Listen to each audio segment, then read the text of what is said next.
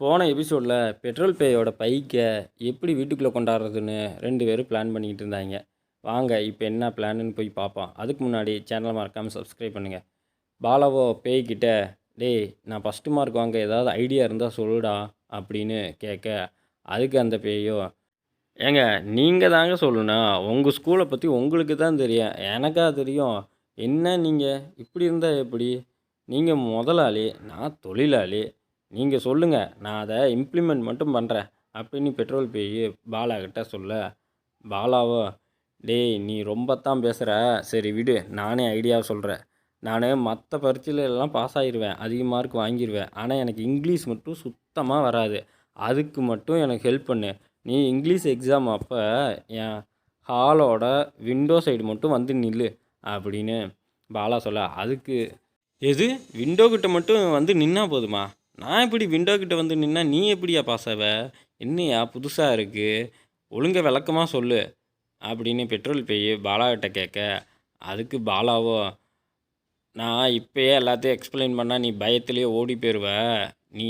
நான் சொல்கிறத மட்டும் கேளு, ஒழுங்காக எக்ஸாம் டைமில் என் ஹாலோட விண்டோ கிட்ட மட்டும் வந்து நில்லு, அது போதும் அப்படின்னு பாலா சொல்ல, பெட்ரோல் பேயோ, ஐயோ இந்த மக்கு மண்டையை என்ன சொல்ல போகிறானோ தெரியலையே, ஒழுங்காக பிளானையும் சொல்ல மாட்டேங்கிறான், ஒன்றையும் சொல்ல மாட்டேங்கிறான், என்ன பண்ண போகிறானோ அப்படின்னு சொல்ல, அடுத்த நாள் பரீட்சைக்கு பாலா ரெடியாவ, பாலாவோ பேயை பார்த்து, டேய் எலும்பா பார்த்து பத்திரமா வந்து சேரு, ஏதாவது டிலே பண்ணுனீன்னா போச்சு, எல்லாம் போச்சு, அப்புறம் உன் வண்டியும் போச்சு, உன் உயிரும் போச்சு, எனக்கு ஒன்றும் பிரச்சனை இல்லை, உனக்கு தான் பிரச்சனை, பார்த்து கவனமாக இரு, வேகமாக வந்து சேரு அப்படின்னு பேய்கிட்ட பாலா சொல்ல, அதுக்கு பேயோ,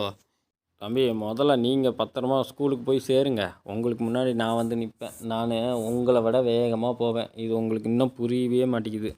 என்ன தான் சொல்கிறது அப்படின்னு பெட்ரோல் பேயோ பாலா கிட்ட பேச,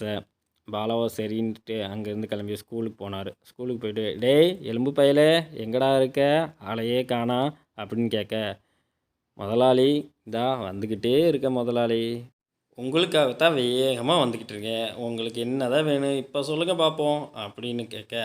டேய் நான் ஒவ்வொரு கொஸ்டினாக சொல்கிறேன், நீ அந்த புக்கிலேருந்து ஒவ்வொரு கொஸ்டினையும் படித்து பார்த்துட்டு என் காதில் வந்து சொல்லு, நீ உள்ளுக்கு வர்றது எங்கள் மிஸ்ஸுக்கு தெரியாது சரியா அப்படின்னு பாலா சொல்ல, அதுக்கு பெட்ரோல் பேயோ, எது படிச்சுக்கிட்டு வந்து உன் காதில் சொல்கிறதா,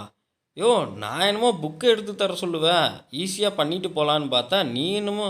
படித்தாந்து உன் காதில் சொல்கிற, எனக்கு தமிழே படிக்க தெரியாது, இன்னும் இங்கிலீஷ் வேறையா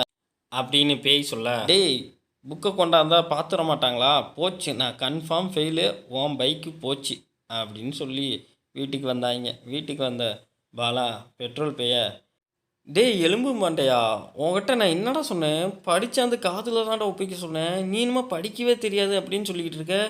உனக்கு படிக்க தெரியாத விஷயத்த என்கிட்ட முன்னாடியே சொல்ல மாட்டியாடா, போடி போ கன்ஃபார்ம் உனக்கு டெத்து தான் வா அப்படின்னு பாலா திட்ட, அதுக்கு பெட்ரோல் பேயோ, ஏங்க உங்ககிட்ட நான் என்ன கேட்டேன், பிளானை ஃபுல்லாக சொல்லுங்கள் அப்படின்னு கேட்டேன், நீங்கள் நான் என்னமோ பிளானை கேட்டு ரொம்ப பயந்துக்கு வர மாதிரியும் நீங்கள் ஃபுல்லாக எக்ஸ்பிளைன் பண்ணவே இல்லை, இது யாரோட தப்பு, உங்களோட தப்பு தானே, என்னைய வந்து திட்டுறீங்க,